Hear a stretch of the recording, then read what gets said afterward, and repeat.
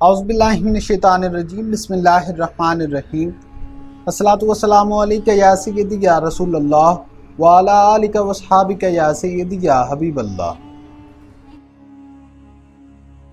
کیا رمضان شریف میں روزے کی حالت میں مسواک کر سکتے ہیں؟ دوران نماز اگر آپ کا وضو ٹوٹ جائے تو کیا کرنا چاہیے؟ دکھتی آنکھ سے جو پانی بہتا ہے کیا وہ پاک ہوتا ہے؟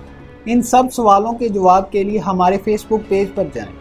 آپ کو ان تمام سوالات کے جوابات حوالہ جات کے ساتھ مل جائیں گے اور پیج کا لنک آپ کو ڈسکرپشن میں مل جائے گا، اور ہمارے چینل کو بھی سبسکرائب کرنا مت بھولیے گا۔ تو آئیے ویڈیو کا آغاز کرتے ہیں۔ داتا صاحب کا ایمان افروز خواب۔ حضرت داتا گنج بخش رحمۃ اللہ علیہ حنفی المذہب تھے۔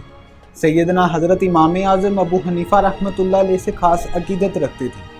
یہی وجہ ہے کہ کشف المحجوم میں انہوں نے امام موصوف کا نام اسم گرامی نہایت عظیم و تکریم سے لیا ہے۔ حضرت امام اعظم رحمۃ اللہ علیہ کی کرامات کو تفصیل سے بیان کرتے ہوئے اپنا ایک ایمان افروز خواب بیان کیا ہے اور اس سے نہایت لطیف نکتہ اخذ کیا ہے۔ فرماتے ہیں کہ میں ملک شام میں تھا۔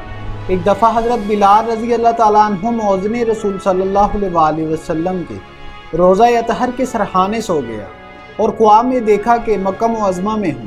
جناب محمد مصطفیٰ صلی اللہ علیہ وسلم باب بنی شیبہ سے اندر تشریف لائے ہیں اور ایک بوڑھے شخص کو گود میں لیے ہوئے ہیں، جس طرح کے شفقت سے بچے کو گود میں لیتے ہیں۔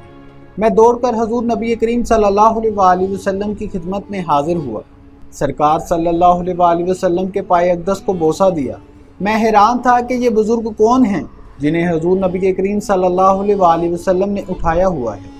جناب محبوب خدا حضرت محمد صلی اللہ علیہ وسلم بقوت معجزہ میرے اس باطنی حال سے آگاہ ہو گئے اور ارشاد فرمایا کہ یہ شخص تیرا اور تیرے ملک والوں کا امام یعنی امام ابو حنیفہ ہے۔ مجھے اس خواب سے اپنے اور اپنے وطن سے بڑی امیدیں قائم ہو گئیں، اور مجھے اس خواب سے یہ راز بھی منکشف ہوا کہ حضرت امام اعظم ان برگزیدہ لوگوں میں سے ہیں جو اپنی ذاتی اور طبی اوصاف سے فانی ہو چکے ہیں اور صرف احکام شرع کے لیے باقی و قائم ہیں، اس لیے کہ ان کے حامل اور راہبر خود جناب مصطفیٰ صلی اللہ علیہ وسلم ہیں، اور انہیں خود چلتے دیکھتا تو یہ سمجھتا کہ باقی الصفت ہیں۔ جو باقی الصفت ہوتا ہے وہ اتحادی امور میں مخفی ہوتا ہے۔